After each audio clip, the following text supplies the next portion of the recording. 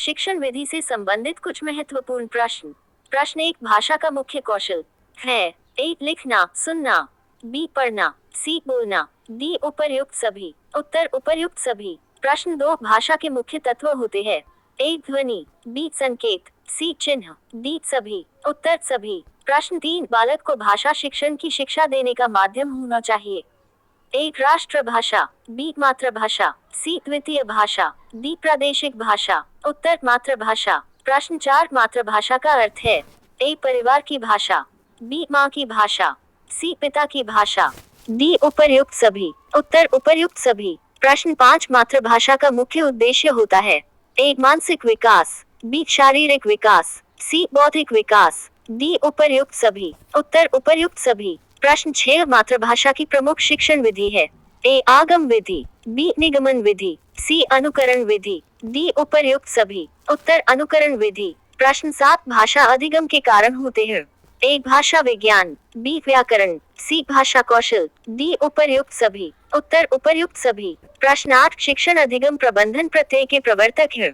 A, B, S, Bloom. B, Robert Glaser. C, B, O, Smith. D, I, K, Davis.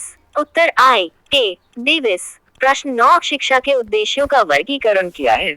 A, Robert Mager. B, Robert Miller. C, B, S, Bloom. D, B, O, Smith. उत्तर B, S, Bloom. प्रश्न 10, शिक्षा के उद्देश्यों का वर्गीकरण। ए, ज्ञानात्मक। B, भावात्मक। सी, क्रियात्मक। D, सभी। उत्तर सभी। शिक्षण विधि से संबंधित कुछ महत्वपूर्ण प्रश्न।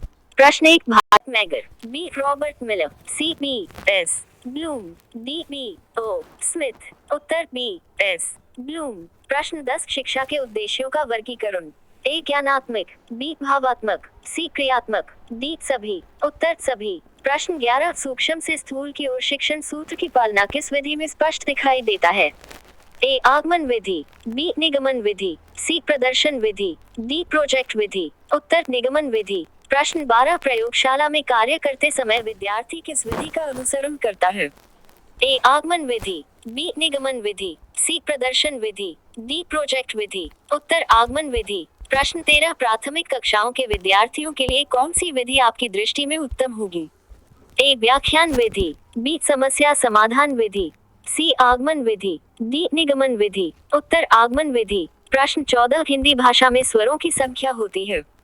ए, 11, बी, 12, सी, 13, डी, 14। उत्तर 11। प्रश्न 15, हिंदी भाषा में मूल व्यंजनों की संख्या होती है। ए, 40, बी, 47, सी, 31, डी, 33। उत्तर 33। प्रश्न 16, भाषा की प्रथम सार्थक इकाई होती है। ए, अक्षर। बी, शब्द। सी, वाक्य। डी, कोई नहीं। उत्तर शब्द। प्रश्न 17, गद्य साहित्य का मुख्य प्रकार या स्वरूप है। ए, सर्जनात्मक गद्य। बी, वर्णनात्मक गद्य। सी, भावात्मक गद्य। डी, उपर्युक्त सभी। उत्तर सर्वनात्मक गद्य। प्रश्न 18, गद्य शिक्षण की मुख्य विधि है।